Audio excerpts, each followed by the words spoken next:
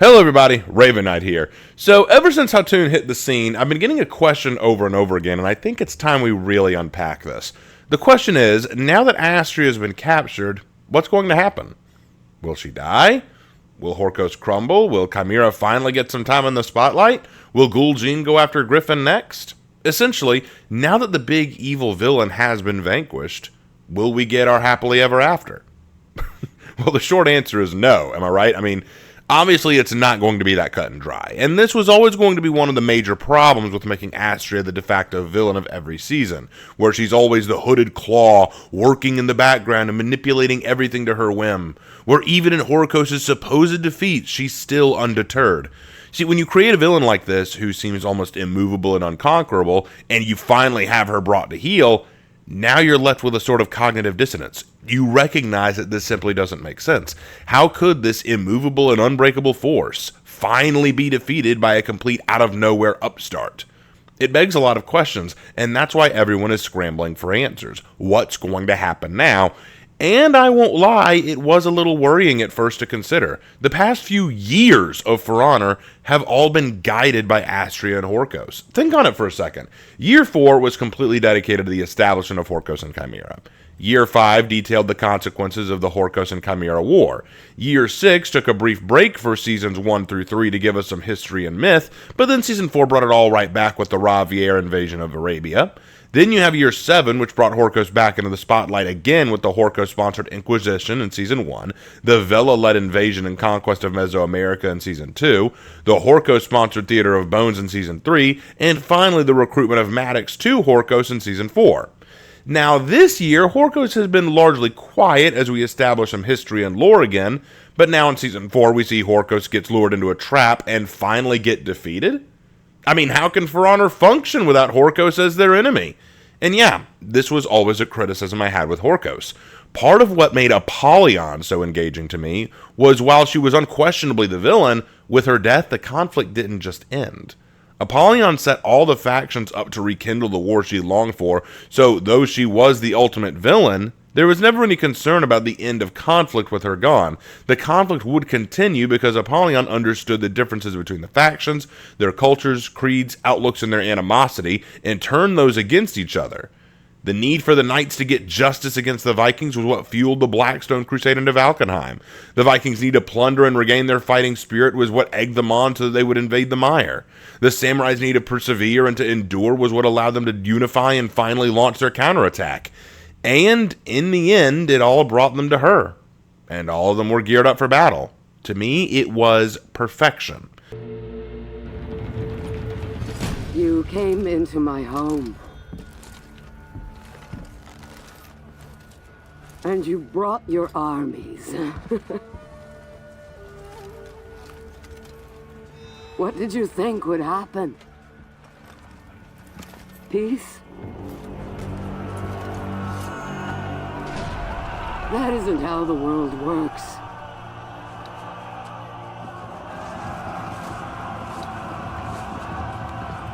But now, Astria is captured, and everyone is concerned.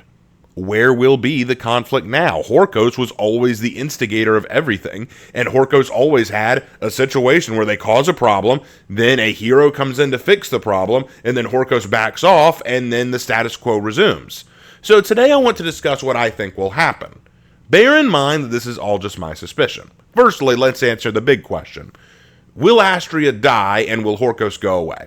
Answer: no, Astria won't die and Horkos won't vanish.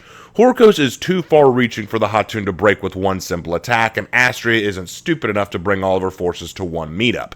No, they're alive, active, and a threat, and Astria just can't die. Now, not only because she has named character protection, but because Gul'jin will do what everyone else does: underestimate the wolf. Look, I will always prefer Apollyon, but I can't deny that Astria is a very clever and cunning woman. She's not one to show all of her cards. To give you an example, I remember I once played my dad in a game of chess, right? And near the beginning of the game, my dad left his queen wide open, and I took it quickly and smiled, asking if dad wanted to take that move back. He shook his head, and then proceeded to destroy me in about 5 turns. He wasn't afraid to get rid of his queen if it meant I didn't uncover his real plan. This is very much how Astria thinks. Bear in mind that in every instance where she lost something, be it when Ravier was defeated by the Ephira, when the Varangians chased off Maddox, when Vela was defeated by the Ocelot, or when the Theater of Bones event crashed in on itself, Astria was never upset, discouraged, or even angry. She shrugged her shoulders and moved on. This takes strength of will, but also a cold and calculated cunning. She isn't concerned about losses, only results, and that means she's willing to accept a severe blow as long as it doesn't mean she's out of the game. I'm certain she has a backup plan, an escape setup, a way to evade a trap in mind. Keep in mind, she didn't trust General Zhe, so why wouldn't she anticipate something like this? I'm sure she'll escape, flee from Horkos, and begin licking her wounds along with the rest of them until they can make another play for power. So no, we haven't seen the last of Horkos, but they might step out of the story for a brief period to prepare themselves. Now, the next question is, will Gul'jin help Holden Cross, or Griffin? Will Chimera return to the story with Horkos finally on the back foot? I think Chimera will return, but I don't think it will be entirely what we think. Firstly, keep in mind that there's a chance Griffin may already know Gul'jin. He has Mongolian-based armor, and after all his travels, he may have encountered them at one point, so it's possible he'll know her and she'll know him, but does that mean they'll work together? Possibly. I think there'll be tension, though. Griffin wants peace. He wants to amend the wrongs of his past and bring about an era of prosperity for Heathmore. And between the two, Gul'jin is certainly a lesser evil to Astria. But she's still an evil. Gul'jin's peace is likely not one that he entirely condones. It is a peace paid for in atrocious barbarism and savage force. To Griffin, he would honestly see Gul'jin and Astria as kindred spirits, merely motivated by different things. Ironically, Griffin could even point out to Gul'jin that Astria wanted the same thing she did, complete dominion over Heathmore. Now, Gul'jin would of course counter with the obvious point that their ideologies are worlds apart, but this is ultimately irrelevant, and deep down she knows it. Astria wanted a society where the strong rule and the weak are subservient. Gul'jin wants the same thing, she just saw herself as the strong one meant to rule. In a very funny way, Gul'jin was every bit the she-wolf Astria was, but merely excused her actions by claiming it was for peace. And as Astria would call it, peace. The great lie. So, third question, what will happen to Heathmore now? I suspect this is where Gul'jin will run into a problem. You see, when a kingpin or mob boss is taken down, a power vacuum is created where new up-and-coming groups rise up to fill the void. Of course, Chimera and the Khatuns will be part of the power grab. But they won't be the only contenders. There will be others. Groups who, for a long time, stayed quiet and careful under the watchful eye of Horkos, and are now ready to start making moves to gain traction and control. See, Astria never had to worry about such things because she had her Inquisition. When Astria took power, she had an Inquisition that made sure that nothing got out of hand for her. But with Astria and Horkos on the run, Khatun won't have those resources or the control yet to stop such things from happening. Shock and awe tactics to subjugate your foes work great for a time, but if you're not familiar with the culture, tactics, and level of strength of your opposition, you're going to run into serious pushback. The new year apparently is called Theaters of War. A war theater is an area in which important military events occur or are in progress.